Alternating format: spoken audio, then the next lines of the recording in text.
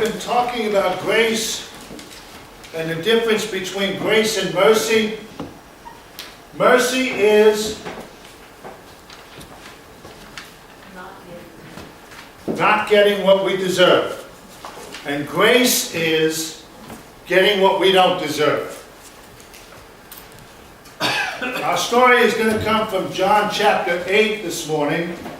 And I know some of the Bibles say this isn't found everywhere, but you know what? Here's an amazing thing. I wish they would take this out because we have found it.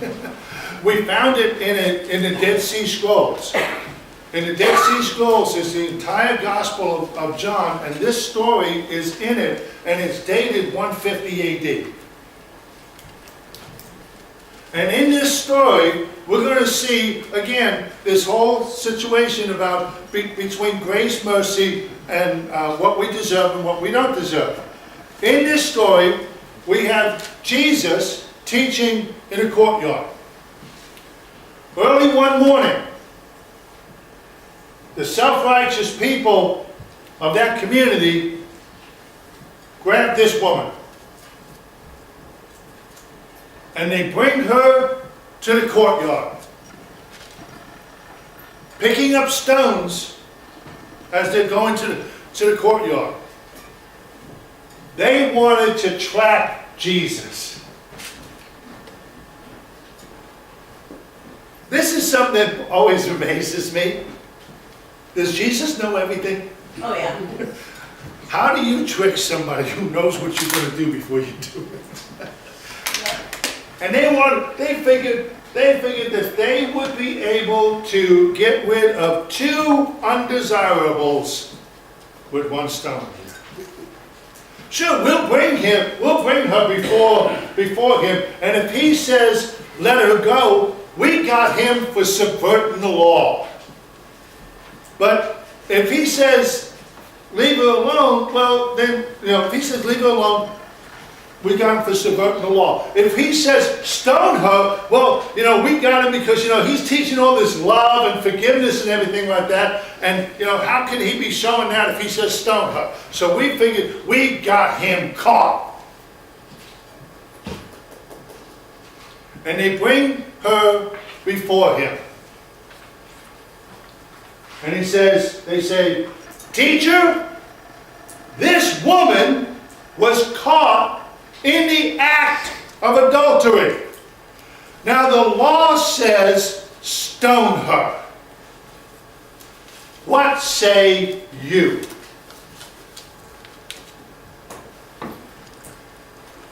And Jesus stoops.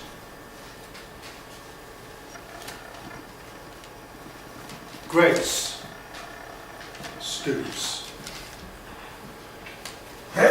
The self-righteous that threw her down before him stand looking down.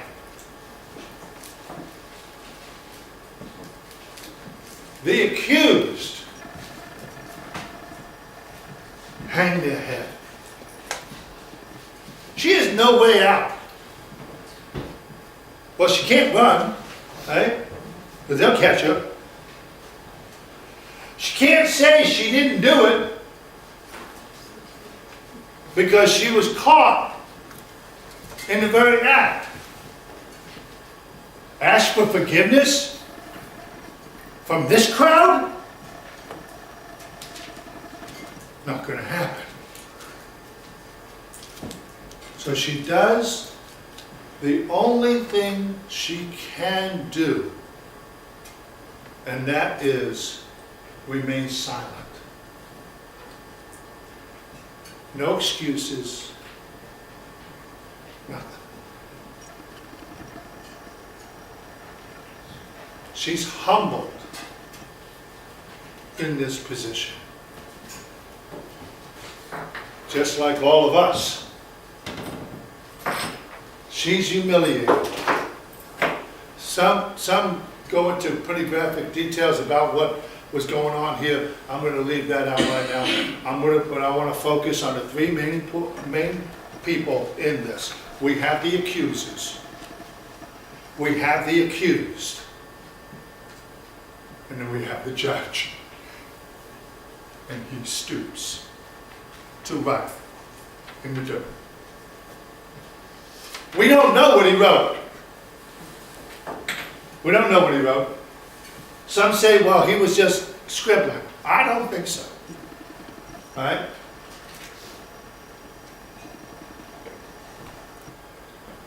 The righteous, the self-righteous, stand there. And they demand an answer. They say the law demands that she be stoned. You want to know what? They're not telling the truth, are they?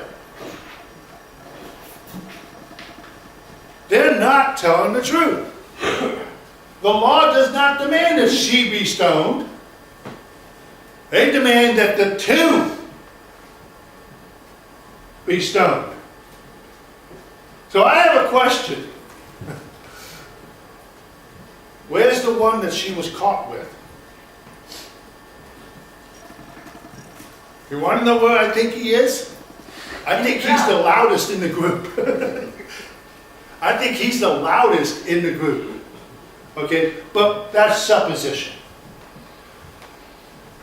They use the law to say, the law demands she be stoned.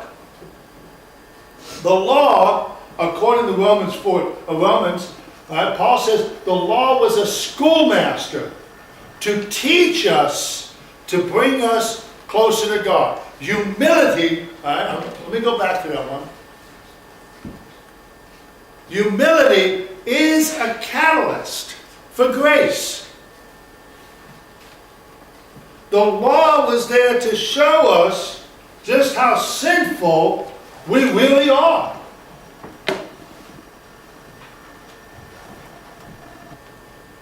Satan will use the law to condemn us. Now I put Matthew 7, 1 and 2 there for a reason. Matthew chapter 7 verses 1 and 2 says, do not judge lest you be judged. For by the same measure that you use to judge, so shall be used against you. Okay? We are not called to judge. We're called to warn. Ezekiel chapter 3, James chapter 5, all say, if you see someone in sin, then you warn them. This is what the law does. Okay? For example, all right, we have speed limit signs all over. Okay, now I'm going to use this because I'm guilty, okay? All right, and I was given some grace this past week. All right? All up and down Route 51, the speed limit is 55. 50. That's how you get down to 65. No, 50 all the way through Maryland. 51. All right, okay. It's all right. Then you get into Cumberland, and it's 45. Then it drops down lower. Yep. Okay, all right.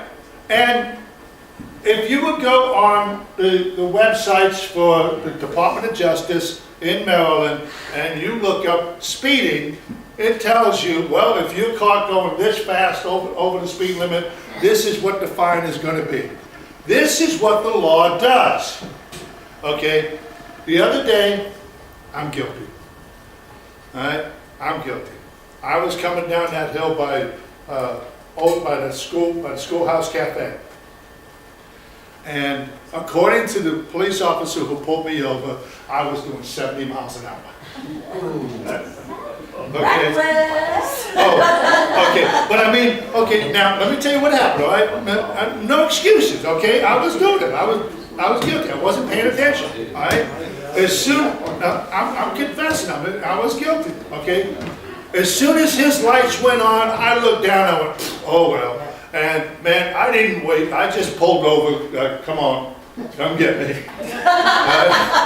Okay, and I think he was kind of like, okay, that was good. I mean, I didn't even pull out. You pulled over.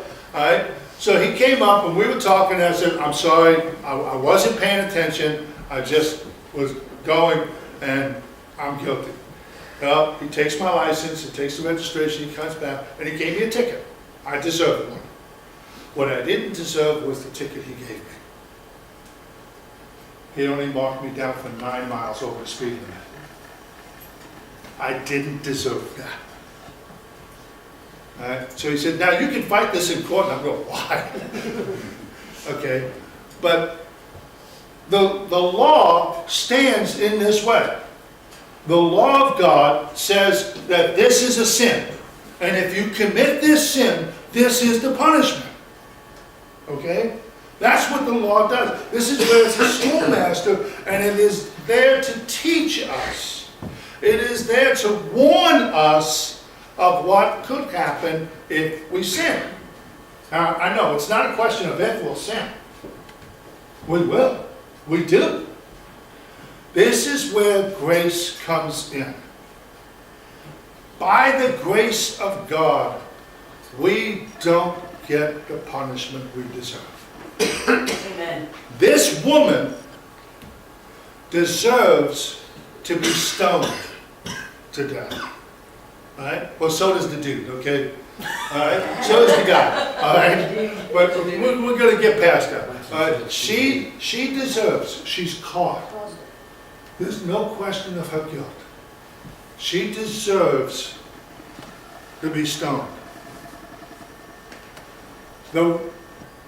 All right, now she has no way out, no one to defend her, caught me out, no help. Grace stoops. The self-righteous are going to demand for an answer. They start yelling, hey, pay attention to us, we're important people up here. We got things to do this morning. We got more people to judge. I know I'm being a little facetious here, okay? But this is what they do. They demand.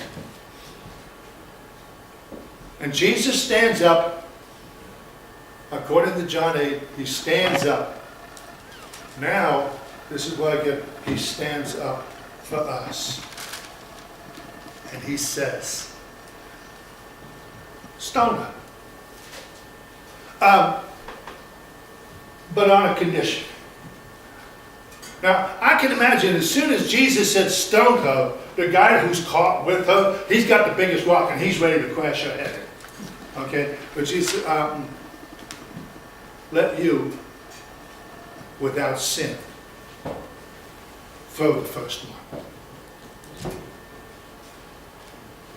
And he went back and knelt down.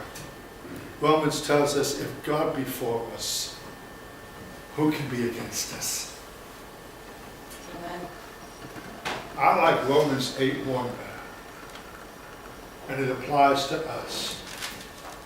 There is now, therefore, no condemnation to those who are in Christ Jesus and called according to his purpose.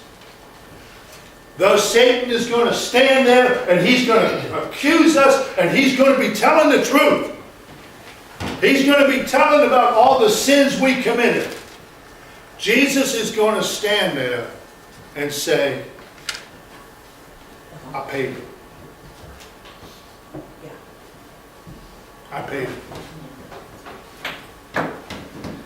Guilt humbles us because if you look at the woman, she still doesn't say anything. It doesn't even say she even looks up. Matter of fact, she doesn't until Jesus says something to her.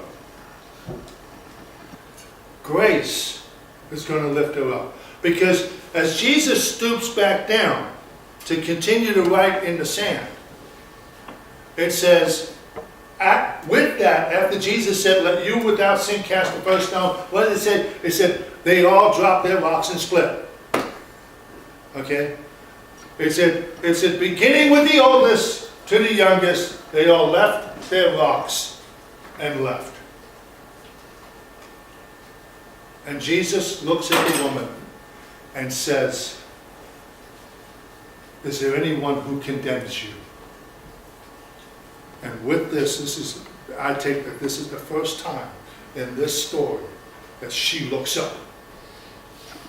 She's waiting for that stone to hit. Maybe in a way, she's waiting, just end this, relief, end this for me.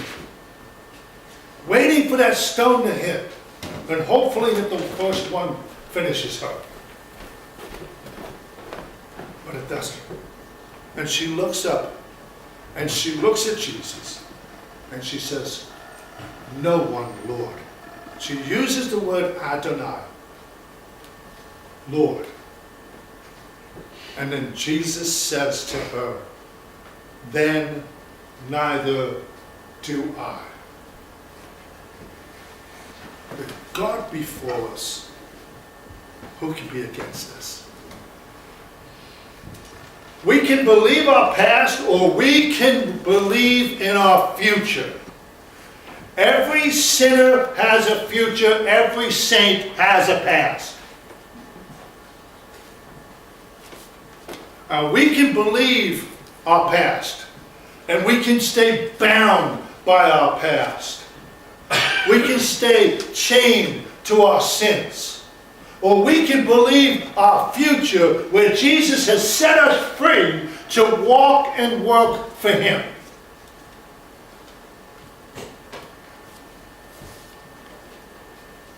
Where are the accusers? We will have one. I'm going to let you know. The Bible tells us we will have one.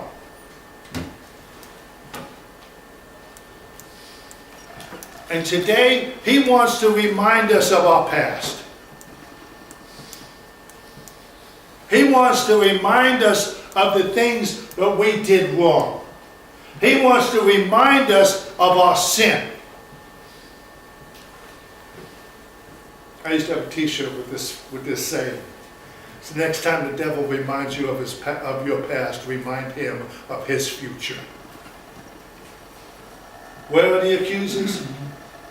Romans 8:1 says, "There is now no condemnation to those who are in Christ." We're in Christ, we have a future, and that future is bright. Because it's in Him. And that's what grace does. It gives us a future. The accused, she looks around and she says, "No one condemns." And Jesus says, "Then neither do I." Now, we can go off on big tangents with the rest of the story. I'm going to tell you this, we don't know. I don't know what happened to this woman after this. I believe that she became one of the followers. There are those who say, well, this is Mary Magdalene. We don't have any proof of that. We have no proof of that. But she was set free. So now I got to ask you this. What do you think Jesus wrote in the sand? He wanted us to know He told us. He wanted us to know He told us. I didn't ask you that. So since He didn't want me to know, I don't care. Okay, I can't prove this. All right? I can't prove this. All right? But here's what I think he wrote.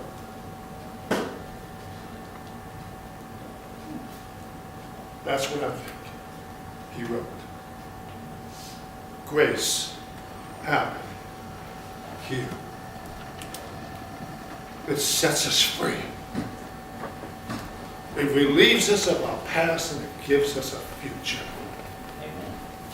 So this morning, you have a choice. You can believe your past, or you can look forward to your future.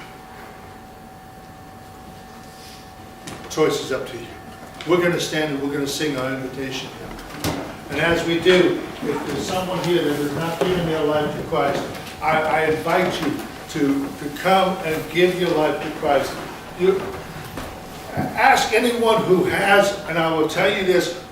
I'll tell you this from my own experience. You won't know the relief that you can get until you do.